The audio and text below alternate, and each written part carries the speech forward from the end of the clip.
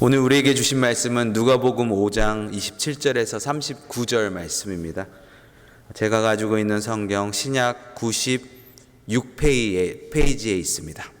제가 가지고 있는 성경 96페이지에 있는 누가복음 5장 27절에서 39절 말씀입니다.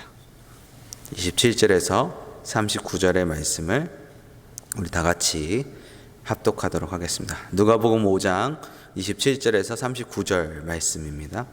신약 96쪽쯤에 있습니다. 제가 가진 성경 누가복음 5장 27절에서 39절입니다. 그 후에 예수께서 나아가사 레위라 하는 세리가 세간에 앉아 있는 것을 보시고 나를 따르라 하시니 그가 모든 것을 버리고 일어나 따르니라. 레위가 예수를 위하여 자기 집에서 큰 잔치를 하니 세리와 다른 많은 이들이 함께 앉아 있는지라.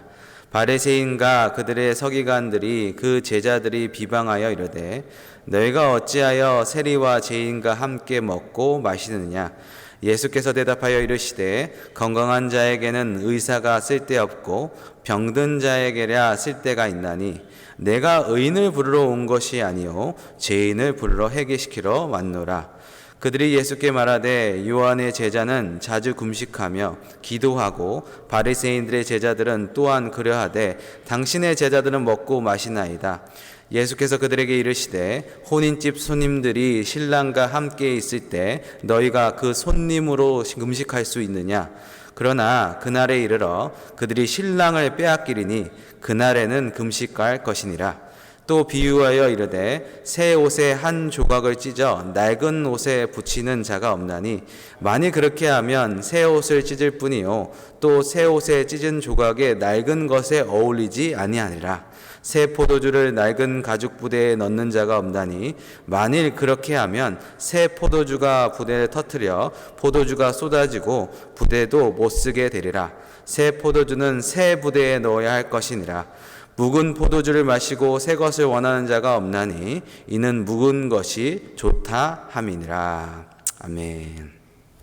오늘 본문은 예수님께서 세리인 이 레위를 부르시는 장면입니다. 이 레위의 또 다른 이름은 마태입니다. 그는 알페오의 아들이었고 그의 직업은 오늘 본문에서 나온 것 같이 세리입니다. 우리가 잘 알고 있는 대로 예수님 시대 때 이 세리는 이스라엘을 지배하고 있는 로마를 위해서 일하는 사람들이었습니다.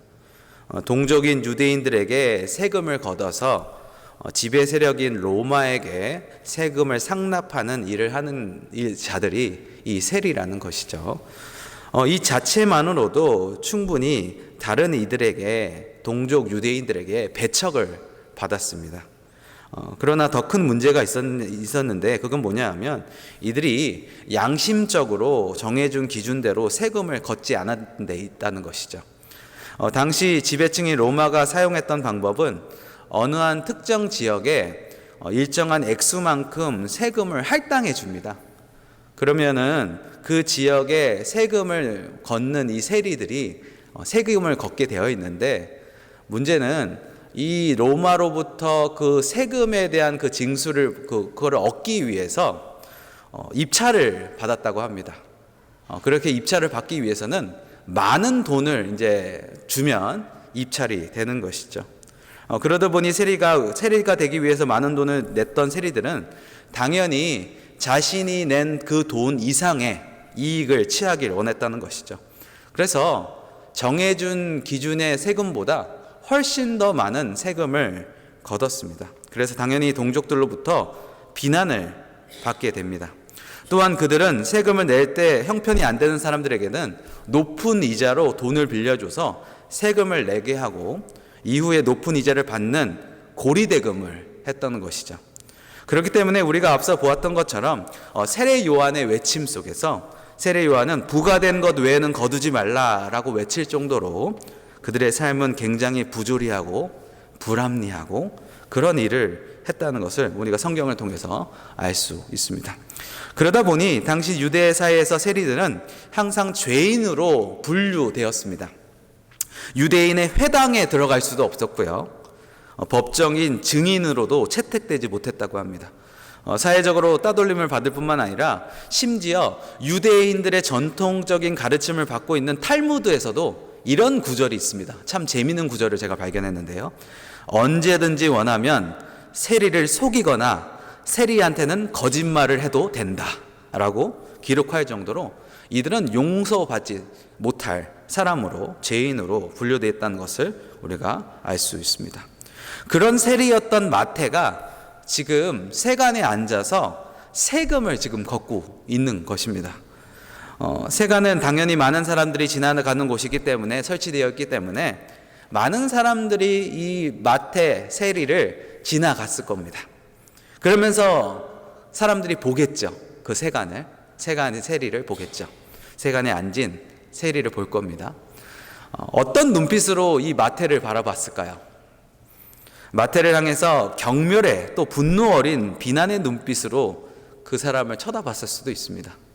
또 어떤 이들은 사람 취급을 안 하는 거죠. 무시하는 거죠. 그래서 그렇게 무시하면서 지나갔을 수도 있다는 것이죠. 그런데 오늘 본문에 보니까 예수님도 이 세리인 마태를 보셨다라고 기록하고 있습니다. 여러분, 어떻게 예수님은 보셨을까요? 여기서 보셨다라는 말씀은 다른 사람들처럼 스쳐가며 보거나 분노의 그런 경멸의 눈빛으로 본 것이 아님을 의미하고 있습니다. 주의 깊게 보셨다는 의미인 것이죠. 여기서 우리 예수님의 죄인에 대한 동정과 긍휼과 사랑의 마음이 담겨 있는 것을 볼 수 있는 것이죠. 예수님은 모두가 용서받을 수 없다고 손가락질을 했던 이 세리인 마태를 불쌍히 지켜보셨습니다. 그리고 그를 향해서 이렇게 말씀하십니다. 나를 따르라. 이 부르심은 자기를 위해서 살았던 삶에서 이제 돌이켜 예수 그리스도를 따르는 삶으로 살아라 라고 부르시는 것입니다. 자신이 살았던 삶의 방식을 돌이켜 예수 그리스도를 따르는 삶, 이것을 우리는 회개라고 합니다. 예수님은 오늘 레위에게 회개하라고 명하시는 것이죠. 이때 레위는 아마도 예수님의 소문을 들었던 것 같습니다. 그가 앉아있는 세간은 많은 사람들이 지나가기 때문에 예수님에 대한 소문을 듣는 것은 어렵지 않았다는 것이죠. 예수님께서 바다에서, 산에서, 거리에서 가르치시고 또 예수님을 통해서 고침을 받은 사람들의 이야기, 또 그분의 하나님의 나라의 복음, 그분을 전하는 말씀을 건너 들었을 것입니다. 그래서 삶은 윤택하지만 자신의 삶이 너무나 허무하고 황망한 그런 마음속에 있었던 세리는 예수님의 그 부르심 앞에 결단합니다. 기존의 삶을 청산하고 예수님을 따르겠다고 따라 나서는 것이죠. 그에게는 분명했습니다. 28절을 보시면 모든 것을 버리고 예수를 따랐다라고 이야기하고 있는 것이죠. 즉 예수님의 부르심에 회개라는 이 명령에 그대로 순종했다는 것을 볼 수 있습니다. 여러분이 이 세리였던 이 레위가, 이 마태가 모든 것을 버렸다는 의미는 앞서 말씀드렸던 이 세금 징수권을 사기 위해서 자신의 전 재산을 들였을 수도 있습니다. 막대한 자금을 들여서 살았던 그것을 포기한다는 의미입니다. 그가 동족간에부터 비난을 받으면서, 핍박을 받으면서 그것을 견딜 수 있었던 것은 그가 세리로서 누렸던 모든 권력과 특혜 때문입니다. 그랬던 그가 모든 것을 포기한다는 것은 다시는 세리의 자리로 돌아가지 않겠다는 의미인 것이죠. 그리고 또 이 다짐은 그가 누렸던 특혜를 포기하겠다는 의미입니다. 앞서 우리는 베드로와 형제들이 예수님을 따르는 장면을 봤죠. 배와 그물을 버려두고 예수를 따랐다. 이것도 엄청 대단한 일이지만, 하지만 어부들은 다시 예전의 삶으로 돌아갈 수 있습니다. 우리가 나중에 성경을 보시면 예수 그리스도께서 십자가의 죽으심으로 부활하십니다. 근데 베드로가 뭐라고 하죠? 나는 고기 잡으러 가노라 라고 말합니다. 어부들의 삶으로 돌아가기는 쉽습니다. 하지만 세리는 그렇지 않습니다. 한 번 버린 것은 다시는 돌이키기 어려운 일인 것이죠. 하지만 레위는 오늘 그가 누렸던 모든 것들을, 또 그가 애써왔던 모든 것들을 완전히 잊는다고 해도 예수님의 부르심에 순종하는 것이 더 가치 있다고 생각했던 것 같습니다. 그래서 그 자리에서 일어나 자기의 모든 것을 버리고 예수님을 따랐다라고 오늘 본문은 기록하고 있습니다. 이것이 바로 진정한 회개의 모습입니다. 레위는 이처럼 그가 가지고 있는 모든 것을 버리기로 결정한 이후에 예수님을 따르기 결정한 이후에 예수님을 위해서 잔치를 열었다고 말씀하고 있습니다. 예수님을 초청하는 것이죠. 그리고 그 자리에 자신과 같은 죄인된 삶을 살았던 세리들과 또 다른 사람, 누가복음에는 다른 사람으로 기록되어 있는데요, 병행구절인 마태복음과 마가복음을 보면 죄인들이라고 기록되어 있습니다. 자기가 똑같은 처지에 있는 세리들과 죄인들을 많이 불렀다는 것이죠. 여러분, 왜 예수님을 초대해 놓고 이 세리들, 죄인들을 불렀을까요? 아마도 그들도, 자신과 같은 일을 했던 그들도 예수님을 통해서 하나님의 나라의 복음을 깨닫고 본인이 누렸던 그 삶을 살기를 원했던 것입니다. 전도하기를 원했다는 것이죠. 그래서 요한 웨슬리는 이런 말을 남겼습니다. 하늘나라에 혼자 간 사람은 아무도 없다.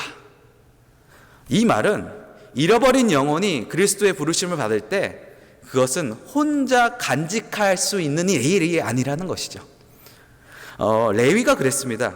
자신이 받은 회개의 부르심을 자신의 동료들과 함께 나누길 원했던 것입니다. 자기가 누리는 이 천국의 복음의 기쁨을 다른 이들에게도 알리기를 원했습니다. 그래서 큰 잔치를 연 것이죠. 그리고 그 자리에 예수님을 초대한 것입니다. 오늘 우리가 읽은 본문에는 기록되어 있지는 않지만 마가복음 2장을 보시면 이렇게 기록되어 있습니다.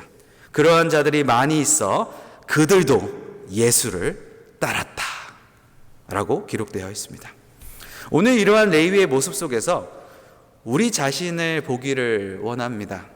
우리도 아직 죄인의 자리에 있을 때, 우리가 죄의 자리에 머물러 있을 때 우리 주님께서 우리를 먼저 부르셨습니다. 우리에게 말씀하셨다는 것이죠. 우리에게 그 은혜를 베풀어 주셨습니다. 그래서 우리도 우리의 길을 돌이켜 그분을 따르게 되었습니다. 그런 부르심을 받은 자들의 사명이 무엇일까요? 그 역시 레위와 동일합니다. 이 마태와 동일하다는 것이죠. 우선 우리가 이전에 즐겼던 악한 일들과 죄의 길을 돌이켜야 합니다. 주님을 따르기 위해서 포기해야 할 것들, 버려야 할 것들, 비워야 할 것들을 결단해야 됩니다. 그리고 그 모든 것들을 버리고 오직 예수님만으로 우리 삶을 채우는 우리가 되기를 소원합니다. 그리고 내가 만난 자비 하나님, 내가 만난 사랑의 하나님을 소개하기 위해서 우리 이웃을 초대해야 합니다. 예수님처럼 그들을 불쌍히 바라보고 그들에게 진리를 전할 수 있도록 그런 자들이 우리가 되어야 된다는 것이죠. 이것이 진정한 회개이며 예수를 따르는 자들이라고 살아야 할 마땅한 삶이라고 오늘 성경은 우리에게 말씀하고 있습니다. 그렇게 우리는 모든 한 사람 한 사람이 우리가 누리는 하나님의 복음을 우리 이웃들과 함께 또 우리 주변에 전할 수 있는 은혜의 통로로, 축복의 통로로 살아가는 우리 한 사람 한 사람이 되기를 소원합니다. 또 오늘 하루를 살아가며 우리를 불러주신 주님을 기억하시면서 때를 얻든지 못 얻든지 그 예수님을 전하는 저와 여러분들이 되시길 주님의 이름으로 축원해 드립니다. 기도하겠습니다. 하나님 감사합니다. 오늘 세리인 레위를 부르시는 장면 속에서 하나님의 그 깊은 긍휼하심과 사랑을 깨닫습니다. 하나님, 레위를 부르신 것처럼 하나님 우리에게도 그런 은혜를 베풀어 주셔서 감사드립니다. 우리가 그 은혜를 누리며 또 그 부르심 앞에 다시 한번 주님의 사랑을 고백하며 나아갈 수 있는 시간이 될 수 있게 도와주시고, 더 나아가서 그 하나님의 복음을 전할 수 있는 자들로 우리에게 은혜와 은총을 베풀어 주시옵소서. 아버지, 이 시간에 여러 가지 기도 제목으로 주님 앞에 나왔습니다. 하나님께서 함께하여 주시고 그 기도 제목 가운데, 그 기도 가운데 하나님의 은혜가 충만하게 임하는 경험을 할 수 있는 귀한 시간이 될 수 있도록 도와주시옵소서. 감사합니다. 예수님의 이름으로 기도드렸습니다. 아멘.